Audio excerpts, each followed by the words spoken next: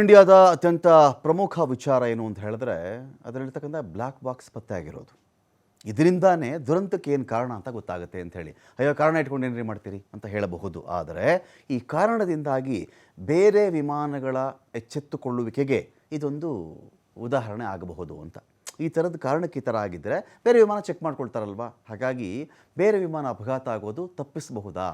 ಮುಂದೆ ವಿಮಾನ ತಯಾರು ಮಾಡಬೇಕಾದ್ರೆ ಈ ಥರದ ಟೆಕ್ನಿಕಲ್ ಎರರ್ಸ್ ಏನಾದರೂ ಇದ್ದರೆ ಅದು ಆಗದಂತೆ ತಡೆಯುವುದು ಹೇಗೆ ಅಂತೇಳಿ ಅಲರ್ಟ್ ಮಾಡ್ಬೋದಲ್ವ.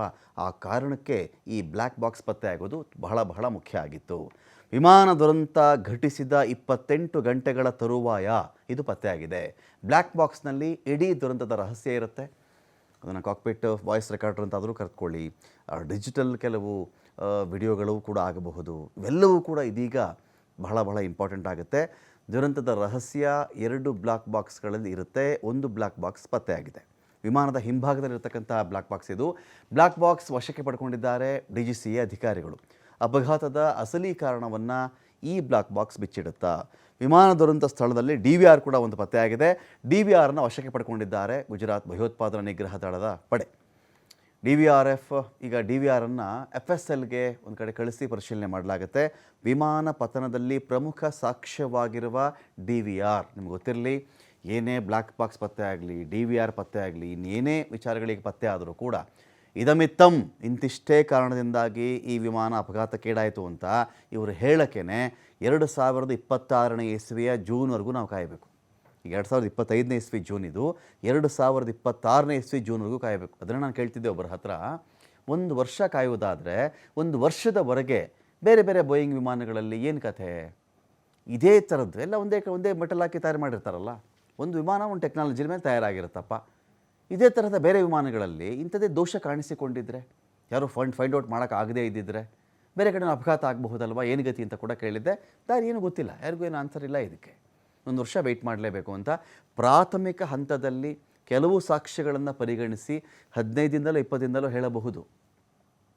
ಸ್ವಲ್ಪ ಮಾತ್ರ, ಅದು ಇನ್ ಡೀಟೇಲ್ ಅಲ್ಲ ಅದು. ಸೊ ಪೂರ್ತಿ ವರದಿಗೆ ನಾವು 1 ವರ್ಷ ಕಾಯಲೇಬೇಕಾಗುತ್ತೆ.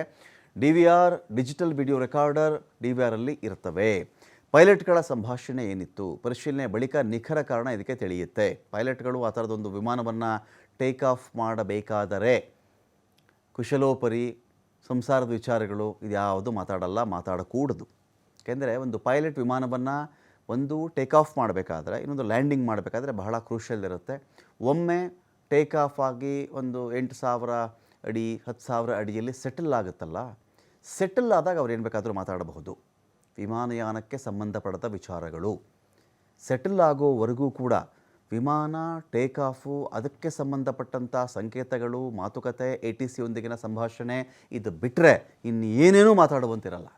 ಸೊ ಈ ಸಂದರ್ಭದಲ್ಲಿ ಅವರ ಕಳವಳಗಳು, ಅವರ ಆತಂಕಗಳು, ಅಯ್ಯೋ ಎಡವಟ್ಟು ಆಗಿಬಿಟ್ಟಿದೆ, ಅಯ್ಯೋ ಇಲ್ಲಿ ಪ್ರಾಬ್ಲಮ್ ಆಗಿಬಿಟ್ಟಿದೆ, ಇದ್ಯಾಕೋ ಸರಿಯಾಗಿ ಟೇಕ್ ಆಫ್ ಆಗ್ತಾಯಿಲ್ಲ, ಈ ಥರದ್ದು ಏನೋ ಬರುತ್ತಲ್ಲ, ಆ ಮಾತುಗಳಿರುತ್ತಲ್ಲ, ಅಲ್ಲೇನೋ ಒಂದಷ್ಟು ಅದರ ಬಗ್ಗೆ ಒಂದು ಡಿಸ್ಪ್ಲೇನಲ್ಲಿ ಕಾಣಿಸ್ತಾ ಇರುತ್ತೆ ಅವ್ರಿಗೆ. ಯಾವುದೋ ಲೈಟ್ ಹೊತ್ಕೊಂಡಿಲ್ಲ, ಯಾವುದೋ ಎಂಜಿನ್ ಸಮಸ್ಯೆ ಆಗಿದೆ, ಯಾವುದೋ ಇಂಜಿನ್ ಸರಿಯಾಗಿ ಕ್ಷಮತೆಯಿಂದ ಕೆಲಸ ಮಾಡ್ತಾ ಇಲ್ಲ, ಇನ್ನೂ ಟೇಕ್ ಆಫ್ಗೆ ನನಗಿನ್ನೂ ವೇಗ ಬೇಕಾಗಿತ್ತು, ಆ ವೇಗ ಸಾಕಾಗಲಿಲ್ಲ, ರನ್ವೇ ನನಗೆ ಶಾರ್ಟ್ ಆಯಿತು, ಅಥವಾ ಡಿಸ್ಟೆನ್ಸ್ ಇದ್ದರೂ ಕೂಡ ನಾನು ಹಿಂದಿನಿಂದನೇ ಹಾರಿಸ್ಬಿಟ್ಟೆ ಮೇಲಕ್ಕೆ, ಈ ಥರದ್ದು ಏನೋ ಇರುತ್ತಲ್ಲ, ಎಲ್ಲ ಅಂಶಗಳ ಕಾರಣ ತಿಳಿಯುತ್ತೆ.